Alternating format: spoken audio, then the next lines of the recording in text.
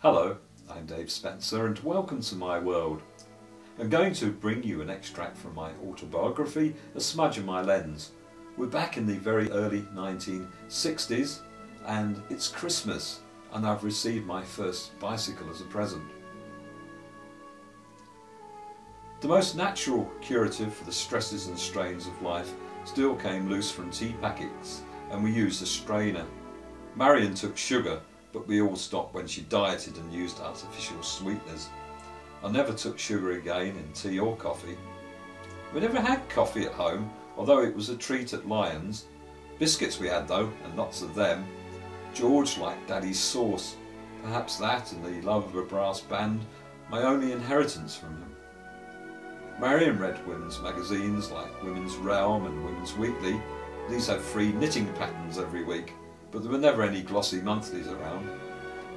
I eventually had the old Radio Rentals wireless in my bedroom, and after that a relatively modern designer affair which I bought in a sale. At night I listened to esoteric tonal music emerging on the third programme, or the home service for the news. During the day we would listen to the light programme with great comedies like Much Binding in the Marsh, The Navy Lark, The Clitheroe Kid, Take It From Here, Round the Horn, etc. The local theatre at the Hippodrome featured Elsie and Doris Waters or Cyril Fletcher, but I don't think we ever went there. As a youngster I liked building sets such as Meccano. There were always offices or structures on the go linked by aerial pulleys with some mechanical or electric device such as lights with contacts under the carpet to warn of approaching parents. At one stage in my full model aircraft epoch, there were several squadrons hanging from the ceiling. It all must have been hell to keep clean. I've lost it now, but we had a nice photograph of my aircraft collection laid out on the front lawn one summer's day. By that stage, shelves lined my bedroom walls. Escadrilles and Gruppen faced squadrons and fighter wings. My first bicycle had come as a surprise Christmas present. When I was about 10, George and Marion thought I'd need tuition, but I was already pretty proficient from practice on other children's bikes. It was a very cold white Christmas with deep snow and a bitter wind.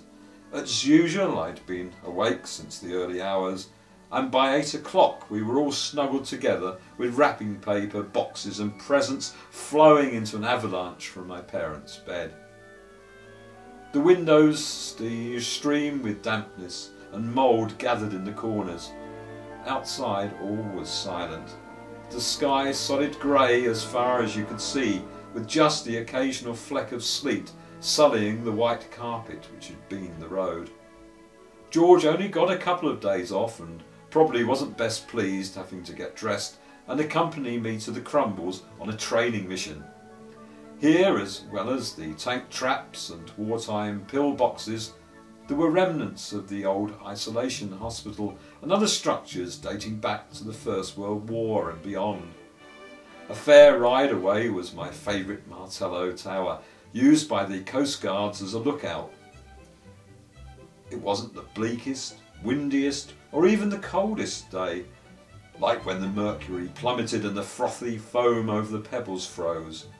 But the angry sea thundered against Splash Point, carrying spiteful shingle bullets hidden in its fury. The daily grind, the push upon the pedal against the cutting wind which chapped your lips and reddened cheeks to tender soreness, the warmth of the bedroom left behind. With just Christmas and Boxing Day off, I'm sure George relished getting back for dinner. The gorse blooms throughout the year with capricious disregard for the seasons. A couple of anglers sought escape from the festivities. Life was slowly kicking in. The Rotary Club or the Lions made their rounds with Santa astride the platform of a Leyland Comet truck, adorned with felt and cotton wool, the first tracks in the virgin snow. Even the milkman slept in on that cherished holy morning. My bike was bright, gold and red, chromed wheels to be meticulously polished, every spoke a testament to chrome cleaning fluid. We pushed against the streaming tears in our eyes as the breeze came straight across from the east and anticipated the wall of heat and steam as the cabbage bubbled, the sprouts simmered, and our hearts were for once content. With my bicycle I had wings of freedom. My world immediately grew, stretching now to far-flung oriental Bexhill and even distant Arabia. Oh, okay, actually, Hastings, but it was still pretty distant for my little legs. The countryside too would blossom that coming